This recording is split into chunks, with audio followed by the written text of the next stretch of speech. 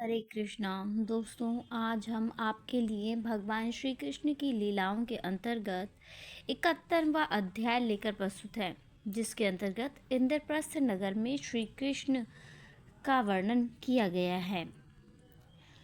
देवर्षि नारद मुनि तथा श्री कृष्ण के अन्य सभी साथियों की उपस्थिति में श्री उद्धव जी ने परिस्थिति को समझा तथा तत्पश्चात वे इस प्रकार कहने लगे।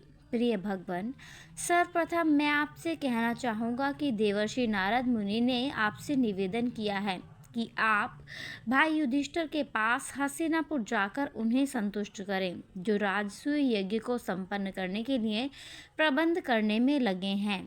अतएव मेरा विचार है कि आप श्रीमान को इस भव्य कार्य में महाराज की सहायता हेतु वहां तत्काल जाना चाहिए। इसी के साथ यद्यपि देवर्षि नारद मुनि के द्वारा प्रस्तुत किए गए निमंत्रण को मुख्य मानना उचित है, तथापि श्री भगवान, यह आपका कर्तव्य है कि आप उन समर्पित आत्माओं की रक्षा करें। यदि हम स्थिति को समझने का प्रयत्न करें तो दोनों लक्ष्यों को पूरा किया जा सकता है। जब तक हम सभी राजाओं पर विजय प्राप्त नहीं कर लेते, कोई भी इस राजसूय यज्ञ को संपन्न नहीं कर सकता। दूसरे शब्दों में यह समझना चाहिए कि युद्धरत जरासंध पर विजयी हुए बिना महाराज युधिष्ठिर इस महान यज्ञ को संपन्न नहीं कर सकते। राजसूय यज्ञ केवल उसी व्यक्ति द्वारा किया जा सकता है जिसने प्रत्येक दिशा में विजय प्राप्त की हो। अतएव दोनों लक्ष्यों का पालन करने के हेतु हमें सर्वप्रथम जरासंध का वध करना होगा। मैं सोचता हूँ कि यदि हम किसी तरह जरासंध पर विजय प्राप्त कर लें तो हमारे सभी लक्ष्यों का हल मिल जाएगा। बंदी राजा मुक्त कर दिए जाएंगे। तब आपके द्वारा जरासंध के बंदी राजाओं के मुक्ति के दिव्य समाचार के प्रसारित होने पर हम भव्य सुख का आनंद उठाएंगे। किंतु राजा जरासंध कोई सामान्य व्यक्ति नहीं है। वह बड़े से बड़े वीरों के लिए भी बाधा सिद्ध हुआ है, क्योंकि उसकी शारीरिक शक्ति 10,000 हाथियों की शक्ति के समान है। यदि कोई ऐसा व्यक्ति है जो इस राजा को पराजित कर सके तो वह भीमसेन के अतिरिक्त कोई नहीं, क्योंकि वे भी 10,000 हाथियों की शक्ति धारण करते हैं।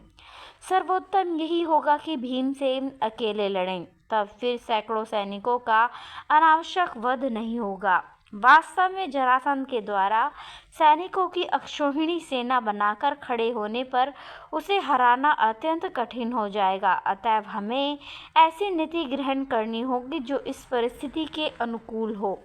हमें ज्ञात है कि राजा जरासंध ब्राह्मणों के प्रति समर्पित है। वह उनके प्रति परोपकारी है। वह ब्राह्मण के किसी भी निवेदन को इनकार नहीं करता।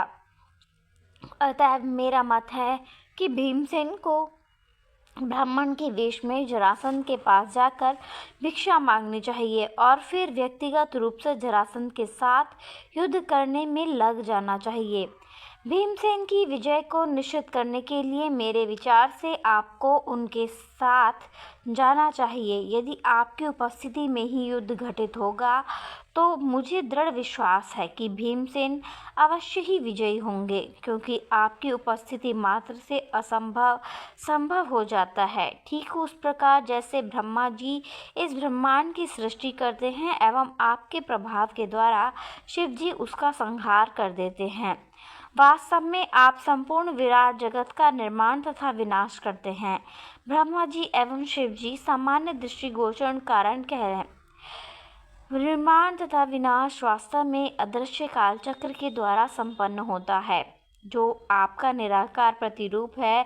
सभी कुछ इस कालचक्र के नियंत्रण में है। यदि ब्रह्मा जी एवं शिव जी के द्वारा आपका कालचक्र इतने अद्भुत कार्य कर सकता है, तो क्या आपकी व्यक्तिगत उपस्थिति जरासंध को हराने के लिए भीमसेन की रक्षा नहीं करेगी?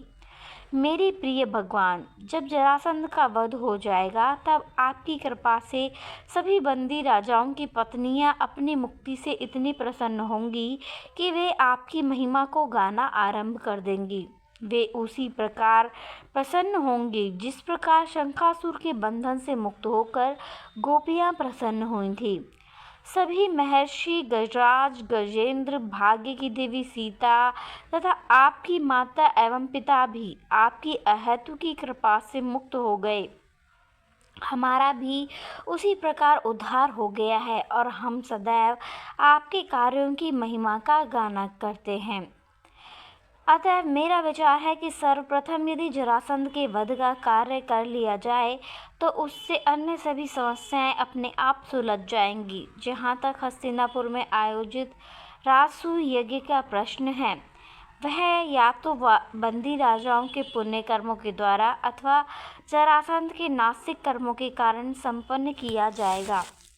प्रभु, ऐसा प्रतीत होता है कि इस यज्ञ को पूरा करने के लिए आप व्यक्तिगत रूप से जाएंगे, जिससे जरासंध एवं शिशुपाल जैसे दानवों को हराया जा सके, धार्मिक बंदी राजाओं को मुक्त किया जा सके और साथ ही साथ महान राजसूय यज्ञ को संपन्न किया जा सके।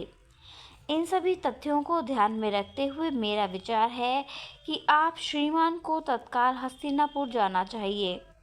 श्री उद्धव जी के इस परामर्श की सभा में उपस्थित सभी लोगों ने प्रशंसा की एवं सभी ने मान लिया कि सभी दृष्टिकोणों से श्री कृष्ण का हस्तिनापुर जाना लाभदायक रहेगा। देवर्षि नारद मुनि, यदुवंश के वयोवृद्ध व्यक्ति, स्वयं भगवान श्री कृष्ण, सबों ने श्री उद्धव जी के इस मत का समर्थन किया।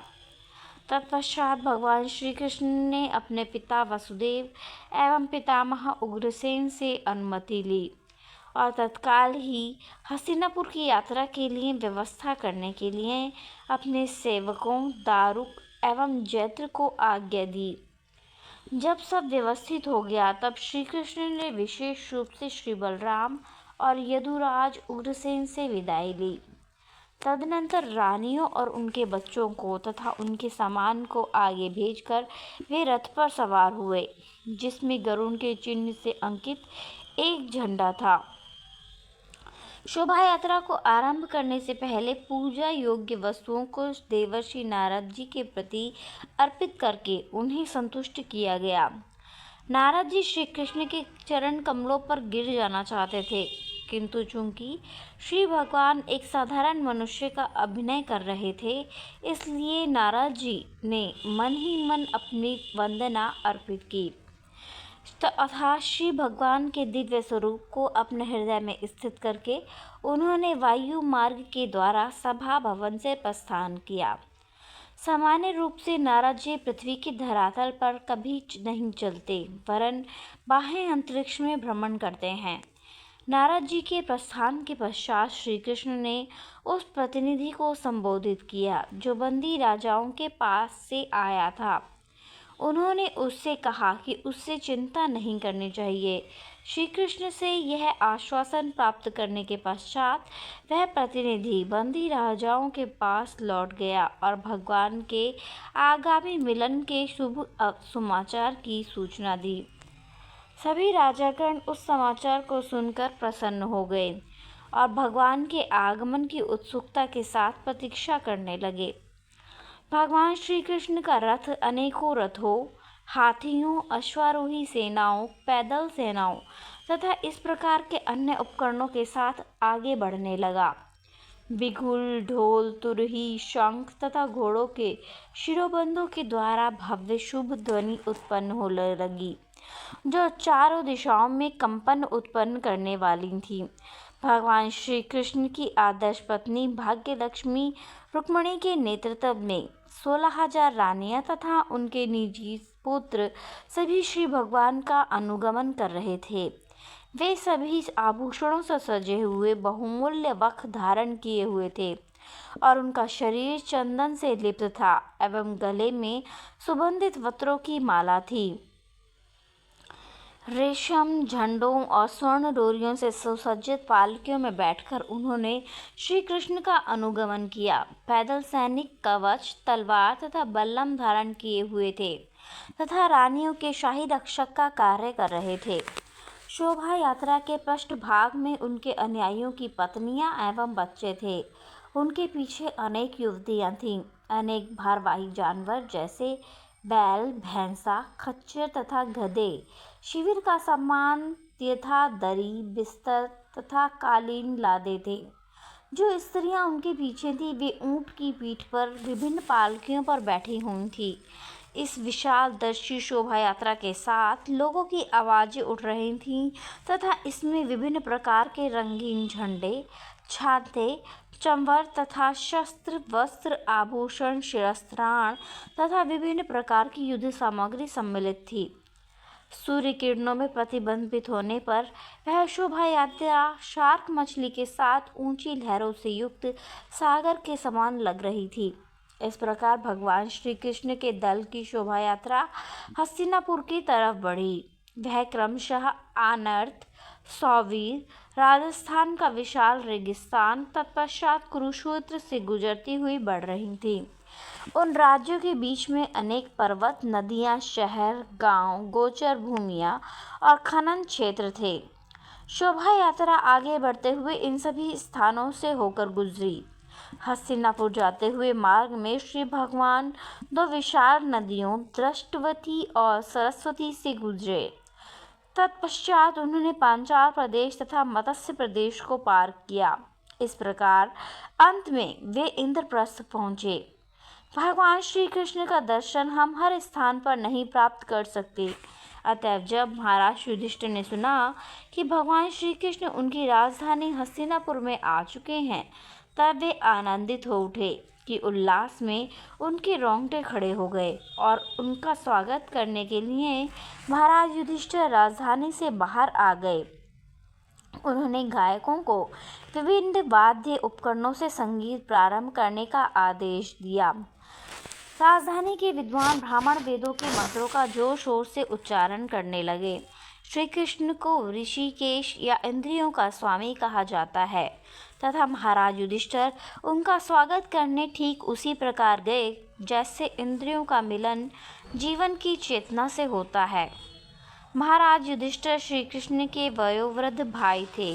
स्वभावतः उन्होंने श्री भगवान के प्रति गहरी अनुरक्ति थी और जैसे ही उन्होंने श्री कृष्ण को देखा तो उनका हृदय महान प्रेम तथा स्नेह से भर गया।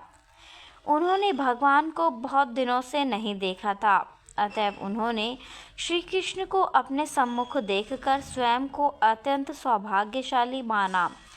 अतएव महाराज युधिष्ठिर स्नेह से उनका बार बार आलिंगन करने लगे। श्री कृष्ण का शाश्वत रूप भाग्य देवी लक्ष्मी जी का सनातन वास है। जैसे ही महाराज युधिष्ठिर ने उनका आलिंगन किया, वे भौतिक जगत के प्रत्येक संदूषण से मुक्त हो गए। उन्होंने तत्काल ही दिव्य आनंद का अनुभव किया तथा उल्लास और रोमांच के कारण उनका शरीर कांपने लगा। वे पूर्णतया भूल गए कि वे इस भौतिक जगत में रह रहे हैं।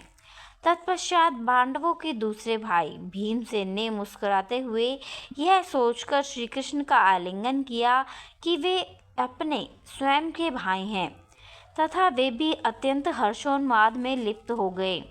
भीमसेन भी इतने उल्लसित हो उठे कि कुछ क्षण के लिए वे भौतिक अस्तित्व को भूल गए। तदुपरांत भगवान श्री कृष्ण ने स्वयं अन्य 3 पांडवों अर्जुन, नकुल एवं सहदेव का आलिंगन किया। तीनों भाइयों के नेत्र अणुओं से आप्लावित थे तथा अर्जुन भी श्री कृष्ण का बार बार आलिंगन करने लगे, क्योंकि वे घनिष्ठ मित्र थे। श्री कृष्ण द्वारा आलिंगनबद्ध होने के पश्चात वे दोनों कनिष्ठ पांडव उनकी सादर वंदना करने के हेतु उनके चरण कमलों पर गिर गए। तत्पश्चात उपस्थित ब्राह्मणों तथा साथ ही साथ भीष्म, द्रोण और धृतराष्ट्र जैसे कुरुवंश के सदस्यों की श्री कृष्ण ने सादर वंदना की। वहाँ कुरु, संजय एवं कैकेय जैसे अनेक प्रदेशों के अनेक राजा थे तथा श्री कृष्ण ने उनके साथ वंदना एवं अभिवादन का यथोचित आदान प्रदान किया। सूत, मागध एवं बंदीगण के समान सुनिपुण गायक तथा ब्राह्मणों ने श्री भगवान को अपनी सादर वंदना अर्पित करनी प्रारंभ कर दी। गंधर्व के समान संगीतकारों एवं कलाकारों के साथ ही शाही विदूषकों ने अपने अपने बिगुल, ढोल, मृदंग, वीणा, शंख बजाने आरंभ कर दिए तथा श्री कृष्ण को आनंदित करने के लिए अपने नृत्य कला का प्रदर्शन करने लगे।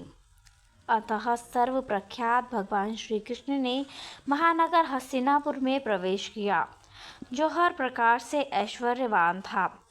जब श्री कृष्ण शहर में प्रवेश कर रहे थे, तब सारे व्यक्ति आपस में श्री कृष्ण की महिमा के विषय में वार्तालाप कर रहे थे तथा उनके दिव्य नाम, गुण, रूप आदि की प्रशंसा कर रहे थे। हस्तिनापुर की सड़कों, रास्तों एवं गलियों में मदमस्त हाथियों की सूंडों से सुगंधित जल छिड़का गया था। नगर के विभिन्न स्थानों पर घरों एवं रास्तों को सुसज्जित करने वाले झंडे एवं तोरण लगाए गए थे। मुख्य चौराहों पर स्वर्ण अलंकृत द्वार थे और द्वारों के दोनों कोनों में स्वर्ण के कलश थे। इन अद्भुत विभूषणों ने नगर के ऐश्वर्य को और भी महिमान्वित कर दिया था। इस भव्य समारोह में हिस्सा लेने वाले नगर के सभी नागरिक यहाँ वहाँ एकत्रित हो गए। वे आभूषणों, फूल मालाओं एवं सुगंधित इत्र से सुवासित रंगीन वस्त्र धारण किए हुए थे। प्रत्येक घर सहस्त्रों दीपकों से प्रदीप्त था, जो दीवारों, खंभों, तलों तथा प्रस्तर पादों के विभिन्न कोनों में रखे हुए थे तथा दूर से इन दीपकों की किरणों को देखकर ऐसा प्रतीत होता था मानो दीपावली महोत्सव मनाया जा रहा है। घरों के अंदर सुगंधित अगरबत्तियां जल रही थी तथा उनका धुआं खिड़कियों से बाहर निकलकर संपूर्ण वातावरण को अत्यंत सुखद बना रहा था। घर के ऊपर झंडे लहरा रहे थे तथा छतों पर रखे हुए स्वर्ण कलश चमक रहे थे। अतः श्री कृष्ण ने वातावरण का आनंद उठाते हुए पांडवों के शहर में प्रवेश किया तथा धीरे धीरे आगे बढ़ने लगे। प्रत्येक घर में जब नवयुवतियों ने देखा कि देखने योग्य एकमात्र वस्तु श्री कृष्ण रास्ते से गुजर रहे हैं, तो वे इस सर्व प्रख्यात व्यक्ति को देखने के लिए अत्यंत व्याकुल हो उठी। उनके केश ढीले पड़ गए तथा उनकी चुस्त साड़ियाँ श्री कृष्ण को देखने की जल्दबाजी में अस्त व्यस्त हो गईं। उन्होंने अपने गृह कार्यों को त्याग दिया और अपने पतियों के साथ शैया पर विश्राम कर रही थीं। उन्होंने तत्काल ही अपने पतियों को छोड़ दिया तथा श्री कृष्ण को देखने के लिए पथ पर आ गईं। हाथियों, घोड़ों, रथों तथा पैदल सेना की उस शोभा यात्रा में बहुत भीड़ थी। कुछ लोग भीड़ भाड़ में ठीक से देख नहीं पा रहे थे, अतः वे घर की छतों पर बैठ गए। भगवान श्री कृष्ण को 16,000 पत्नियों के साथ जाते हुए देखकर वे अत्यंत प्रसन्न हुए। वे शोभा यात्रा पर फूल बरसाने लगे तथा उन्होंने श्री कृष्ण का मन ही मन में आलिंगन कर लिया तथा उनका हार्दिक स्वागत किया। जब नव युवतियों ने उन्हें अपनी पत्नियों के बीच देखा तो उन्हें ऐसा प्रतीत हुआ कि उनके अनेक नक्षत्रों के बीच पूर्ण चंद्रमा विद्यमान है तथा वे आपस में बातचीत करने लगीं। एक युवती ने दूसरी से कहा, प्रिय सखी, यह अनुमान लगाना अत्यंत कठिन है कि इन रानियों ने किस प्रकार के पुण्य कर्म किए होंगे, क्योंकि वे सदैव ही श्री कृष्ण के हंसमुख चेहरे तथा श्री कृष्ण की प्रेममयी झलकों का आनंद उठाती हैं। जब उस प्रकार भगवान श्री कृष्ण मार्ग से गुजर रहे थे, तो शहर के कुछ धनी, प्रतिष्ठित और पापपूर्ण कर्मों से मुक्त नागरिकों ने अवकाश के समय में शुभ वस्तुएं श्री कृष्ण को भेंट में दी। ऐसा उन्होंने उनके स्वागत के लिए किया। इस प्रकार नम्र सेवक के रूप में उन्होंने श्री कृष्ण की उपासना की। जब श्री कृष्ण ने महल में प्रवेश किया तो श्री कृष्ण को देखने मात्र से वहाँ पर उपस्थित सभी युवतियाँ स्नेह से अभिभूत हो गईं। उन्होंने तत्काल ही चमकती आँखों से श्री कृष्ण के प्रति अपने प्रेम और स्नेह को व्यक्त करते हुए उनका स्वागत किया तथा उनके सत्कार के कार्यों एवं मनोभाव को मुस्कुराते हुए स्वीकृत किया। जब पांडवों की जननी कुंती ने अपने भतीजे भगवान श्री कृष्ण को देखा तो वे प्रेम और स्नेह से अभिभूत हो गईं। वे तत्काल ही अपनी शैया से उठी और अपनी पुत्र वधू द्रौपदी के साथ श्री कृष्ण के सम्मुख प्रकट हुईं और मात्र प्रेम तथा स्नेह में श्री कृष्ण को उन्होंने आलिंगनबद्ध कर लिया। जैसे ही श्री कृष्ण को महल के भीतर ले आए, राजा युधिष्ठिर प्रसन्नता के मारे उतने उद्विग्न हो उठे कि व्यवहारिक रूप से भूल ही गए। उस समय उचित ऋषि से श्री कृष्ण ने आदरपूर्वक कुंती बुआ और महल की अन्य वयोवृद्ध स्त्रियों को सादर वंदना अर्पित की। उनकी छोटी बहन सुभद्रा भी द्रौपदी के साथ खड़ी थी तथा दोनों ने श्री भगवान के चरण कमलों में सादर वंदना अर्पित की। अपनी सास के इशारे पर द्रौपदी वस्त्र, आभूषण तथा मालाएं ले आईं और इस सामग्री से उन्होंने रुक्मिणी, सत्यभामा, भद्रा, जामवती, कालिंदी, मित्रविंदा, लक्ष्मण तथा सेवानिष्ठ सत्या का स्वागत किया। भगवान श्री कृष्ण की इन प्रमुख रानियों का सर्वप्रथम स्वागत किया गया। तत्पश्चात शेष रानियों की भी उचित रीति से आवभगत की गई। भगवान युधिष्ठिर ने श्री कृष्ण के विश्राम का प्रबंध किया और इस बात का ध्यान रखा कि जो लोग उनके साथ आए थे, उनकी रानियां, उनके सैनिक, उनके मंत्री तथा उनके सचिव सबको सुविधाजनक स्थान मिले।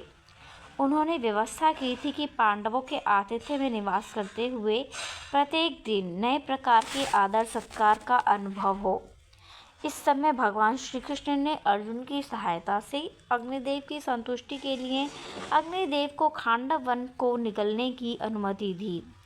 वन में प्रज्वलित अग्नि के मध्य श्री कृष्ण ने राक्षस मायासुर की रक्षा की, जो वन में छिपा हुआ था। अपने बचाए जाने पर मायासुर ने पांडवों को एवं भगवान श्री कृष्ण के प्रति आभारी माना तथा उसने हस्तिनापुर में एक अद्भुत सभा भवन का निर्माण किया। इस प्रकार युधिष्ठिर को प्रसन्न करने के लिए वे अनेक महीनों तक हस्तिनापुर में रहे।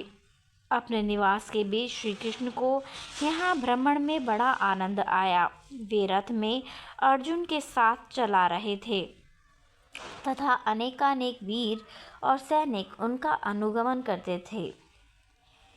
इस प्रकार लीला सर्वोच्चतम भगवान श्री कृष्ण के अंतर्गत इंद्रप्रस्थ नगर में श्री कृष्ण नामक 71वें अध्याय का भक्ति वेदांत तात्पर्य संपूर्ण हुआ। राधे राधे, हरे कृष्णा। धन्यवाद।